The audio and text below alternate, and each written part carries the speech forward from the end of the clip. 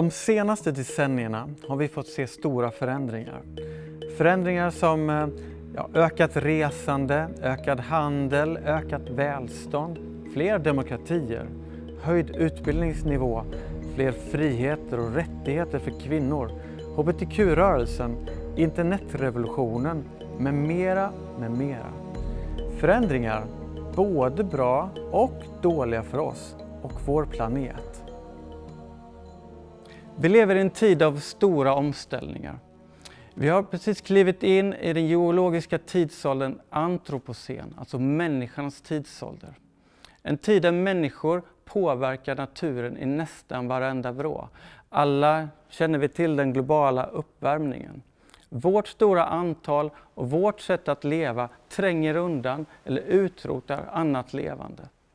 Den här båten är bara ett exempel på otroligt många knappt sjövärdiga båtar som människor på flykt sätter sin tilltro till varje år för att söka efter ett värdigt liv. En jakt som skördar otroligt många människooffer varje år. I just den här båten så flydde 25 personer 2006 ifrån Nordafrika över Medelhavet till södra Spanien och Almeria. Vanligtvis så brukar polisen bränna båtarna på stranden, men just den här båten ingick som ett bevismaterial i ett fall av människosmuggling och på så sätt så kunde vi få hit den på museet och kunna visa upp den. Eller som här, de här flytvästarna är insamlade av Läkare utan gränser på ön Lesbos i Grekland. De här tre har använts av 3 människor som är på flykt från den brutala konflikten i Syrien. Det går att hitta drivor med flytvästar på stränder och på soptippar på ön Kos, på ön Lesbos. Många av dem för dåliga för att verkligen rädda liv. Men hellre en dålig flytväst än ingen alls.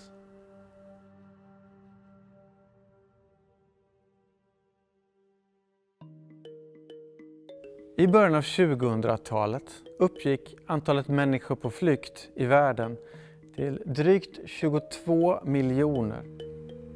2017 var det totala antalet 68,5 miljoner. En stor ökning som bland annat orsakats av konflikten i Syrien.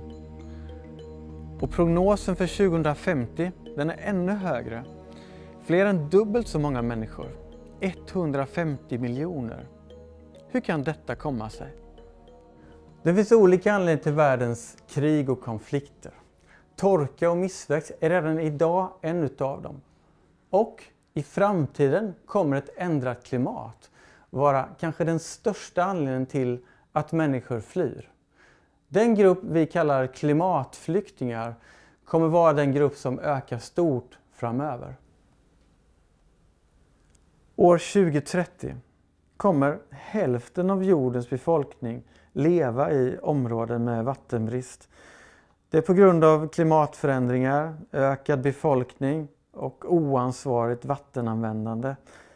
Vatten är livsviktigt och redan idag saknar över 1 miljard människor rent dricksvatten. Den här bonaden är från Sonoraöknen i Mexiko. Den bär texten "För dig, mamma". Det är minnesord till en mamma från en son eller dotter som valt att lämna Mexiko för USA. Sonoraöknen är ett kargt område på gränsen mellan nordvästra Mexiko och södra Kalifornien, där det livgivande Coloradoflodens vattenflöde norrifrån nu knappt når till den mexikanska gränsen. Det är på grund av bevattning, fördämningar och klimatförändringar i grannlandet USA.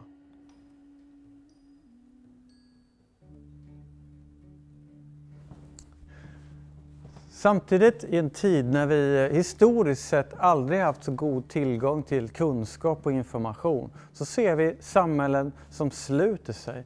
Vi ser extremism, terror, antidemokratiska rörelser. Vi kan ju bara hoppas att människor efter oss ser antropocen som den tid där människor gick tillsammans och försökte lösa våra globala utmaningar. Allt har en historia.